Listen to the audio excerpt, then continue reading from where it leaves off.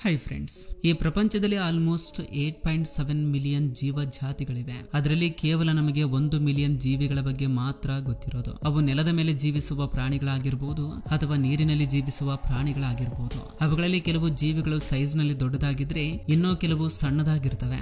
ಈ ವಿಡಿಯೋದಲ್ಲಿ ನಮ್ಮ ಲೈಫ್ ನಲ್ಲಿ ನೋಡಿರದ ಕೆಲವು ಜೀವಿಗಳ ಬಗ್ಗೆ ನೋಡೋಣ. ಈ ವಿಡಿಯೋ ತುಂಬಾ ಇಂಟ್ರೆಸ್ಟಿಂಗ್ ಆಗಿರುತ್ತೆ. ಈ ವಿಡಿಯೋವನ್ನ ಕೊನೆ ತನಕ ನೋಡಿ, ಹಾಗೆ ಇಷ್ಟವಾದ್ರೆ ಒಂದು ಲೈಕ್ ಮಾಡಿ ಸಾಕು.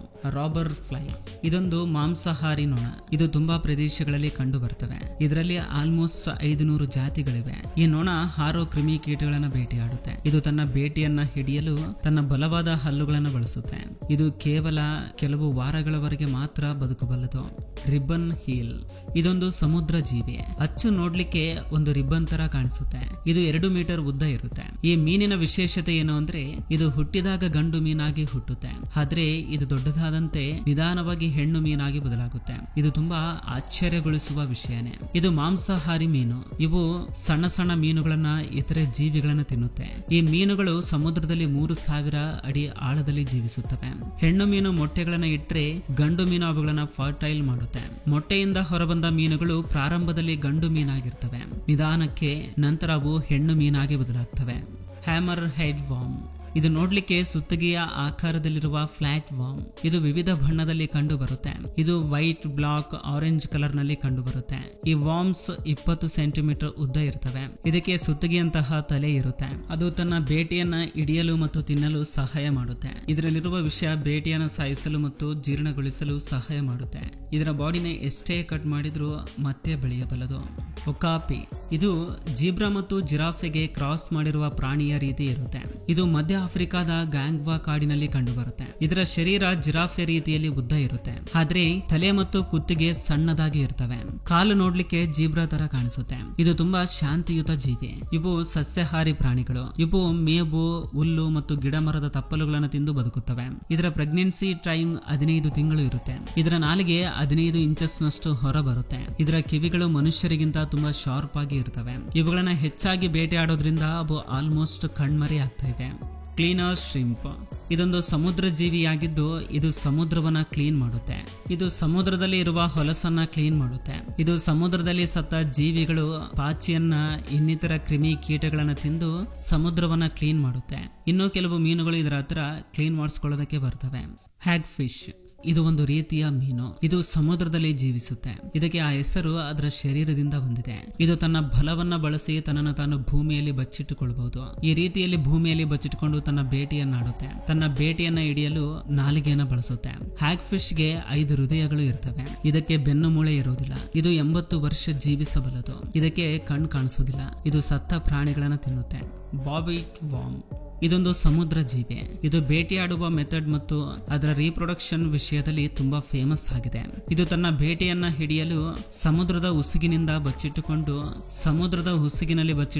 ಬೇಟೆಯಾಡುತ್ತೆ.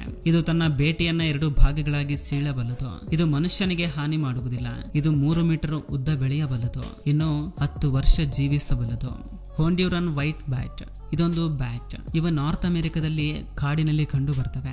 ಇವು ತಮ್ಮ ದೇಹದ ಬಣ್ಣದಿಂದ ತುಂಬಾ ಫೇಮಸ್ ಆಗಿವೆ. ಇದು ನೋಡ್ಲಿಕ್ಕೆ ಒಂದು ಕಾಟನ್ ರೀತಿಯಲ್ಲಿ ಕಾಣಿಸುತ್ತೆ. ಇದು 3 ರಿಂದ 4 ಇಂಚಸ್ ಉದ್ದ, 2 ರಿಂದ 3 ಇಂಚಸ್ ಅಗಲ ಇರ್ತವೆ. ಇವು ಹಣ್ಣು, ಹೂವು ಮತ್ತು ಕ್ರಿಮಿ ಕೀಟಗಳನ್ನ ತಿಂತವೆ. ಇವು ವರ್ಷದಲ್ಲಿ 2 ಬಾರಿ ಮರಿಗಳನ್ನ ಹಾಕುತ್ತೆ. ಇವು 10 ರಿಂದ 15 ವರ್ಷ ಬದುಕಬಲ್ಲವು. ಪ್ಯಾರೋಟ್ ಫಿಶ್ ಈ ಮೀನಿಗೆ ಆ ಹೆಸರು ಅದರ ಮೂಗಿನಿಂದ ಬಂದಿದೆ. ಇದರ ಮೂಗು ಅಚ್ಚು ನೋಡ್ಲಿಕ್ಕೆ ಗಿಳಿಯ ಮೂಗಿನ ತರ ಇರುತ್ತೆ. ಆದ್ರೆ ಇದರ ಹಲ್ಲುಗಳು ಎಷ್ಟು ಬಲಿಷ್ಠವಾಗಿ ಇರ್ತವೆ ಅಂದ್ರೆ ಕಲ್ಲನ್ನು ಸಹ ಪುಡಿ ಮಾಡಬಲ್ಲದು. ಇದು ಸಮುದ್ರದ ಕಲ್ಲುಗಳ ಮೇಲಿರುವ ಪಾಚಿಯಂತಹ ಆಲ್ಗೆಲೋವನ್ನ ತಿನ್ನುವಾಗ ಆ ಕಲ್ಲನ್ನು ಸಹ ತಿಂದು ಬಿಡುತ್ತೆ. ಇನ್ನು ಅದು ಅದರ ಹೊಟ್ಟೆಯಲ್ಲಿ ಸುಲಭವಾಗಿ ಜೀರ್ಣವಾಗುತ್ತೆ. ಮಲ ವಿಸರ್ಜನೆ ಮಾಡುವ ಸಮಯದಲ್ಲಿ ಅದು ಕಲ್ಲು ಪುಡಿಯಾಗಿ ಹೊರ ಬರುತ್ತೆ. ಇದು ಸಮುದ್ರದಲ್ಲಿ ಉಸುಗು ಉತ್ಪಾದನೆ ಮಾಡೋದ್ರಲ್ಲಿ ಮುಖ್ಯ ಪಾತ್ರವನ್ನು ವಹಿಸುತ್ತೆ. ಒಂದು ಪ್ಯಾರೆಟ್ ಫಿಶ್ ತನ್ನ ಜೀವಿತಾವಧಿಯಲ್ಲಿ 90 kg ಉಸುಗನ್ನ ಪ್ರೊಡ್ಯೂಸ್ ಮಾಡಬಲ್ಲದು. ಈ ಜೀವಿಯಿಂದ ಸಮುದ್ರಕ್ಕೆ ತುಂಬಾ ಉಪಯೋಗವಾಗುತ್ತಂತೆ. Albino seal.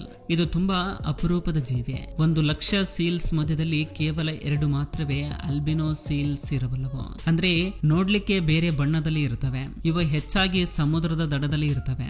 ಇವು ಉತ್ತರ ಅಮೆರಿಕ, ಯುರೋಪ್ ಮತ್ತು ರಷ್ಯಾದಲ್ಲಿ ಹೆಚ್ಚಾಗಿ ಕಂಡು ಬರ್ತವೆ. ಈ ಜೀವಿಗಳು ತಮ್ಮನ್ನು ತಾವು ಕಾಪಾಡಿಕೊಳ್ಳುವ ವಿಷಯದಲ್ಲಿ ಹೆಚ್ಚು ಆಕ್ಟಿವ್ ಆಗಿರ್ತವೆ. ಅದಕ್ಕೆ ಅವು ಅತಿ ಕಡಿಮೆ ಸಮಯದಲ್ಲಿ ಸಾಯುತ್ತವೆ.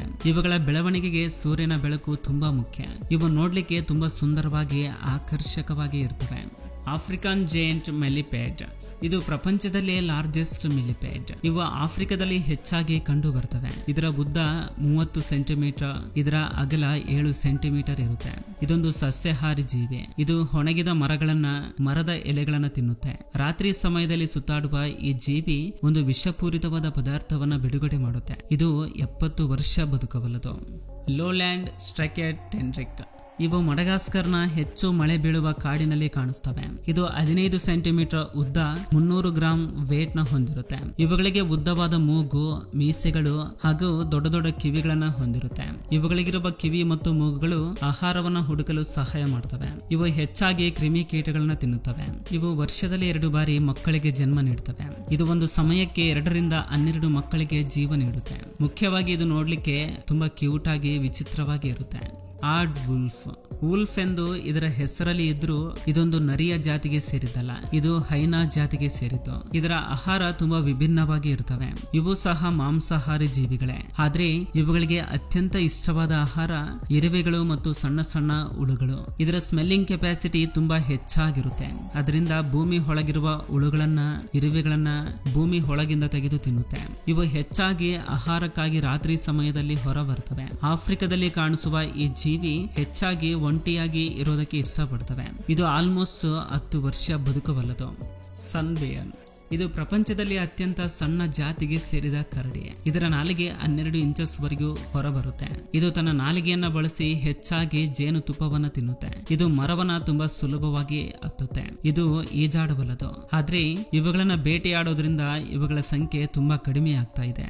ಇದು ಫ್ರೆಂಡ್ಸ್ ಈ ದಿನದ ವಿಡಿಯೋ. ಫ್ರೆಂಡ್ಸ್, ಈ ವಿಡಿಯೋದಿಂದ ಅಟ್ಲೀಸ್ಟ್ 1% ನಾಲೆಜ್ ಆದ್ರೂ ಸಿಕ್ಕಿದ್ರೆ ಈ ವಿಡಿಯೋಗೆ ಒಂದು ಲೈಕ್ ಮಾಡಿ, ಹಾಗೆ ನಿಮ್ಮ ಫ್ರೆಂಡ್ಸ್ಗೂ ಕೂಡ ಶೇರ್ ಮಾಡಿ. ಹಾಗೆ ನಮ್ಮ ಚಾನಲ್ಗೆ ಸಬ್ಸ್ಕ್ರೈಬ್ ಮಾಡಿಕೊಂಡು ಸಪೋರ್ಟ್ ಮಾಡಿ. ಕೊನೆ ತನಕ ನೋಡಿದಕ್ಕೆ ಥ್ಯಾಂಕ್ಸ್ for watching.